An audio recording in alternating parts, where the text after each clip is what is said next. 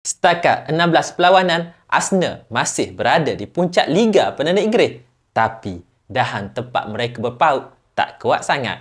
Bukan satu pasukan, tapi dua pasukan kini akan berusaha mematahkan dahan tempat Arsenal berpaut. Manchester City cuma 2 mata di belakang Arsenal, manakala Aston Villa pula 3 mata di belakang Arsenal. Ini bermakna jika Arsenal tercicir mata dalam satu perlawanan sahaja lagi, maka dahan tempat mereka berpaut kemungkinan besar akan patah. Maka terjadilah cerita gajah jatuh pokok yang sudah berlaku dalam 3 musim sebelum ini. Kalau lihat kepada prestasi Arsenal sekarang ini, kebarangkalian untuk mereka tercicir mata itu tinggi. Ditambah pula, Arsenal kini berdepan dengan isu kecederaan beberapa pemain pertahanan mereka. Kalau sebelum ini, mereka cukup solid di pertahanan dan cukup tajam ketika menyerang, tapi semua itu nampak sedikit kurang dan kita boleh lihat dalam beberapa perlawanan terbaru mereka. Lihat saja ketika menentang Wolves, sejujurnya Arsenal bernasib baik menang perlawanan itu.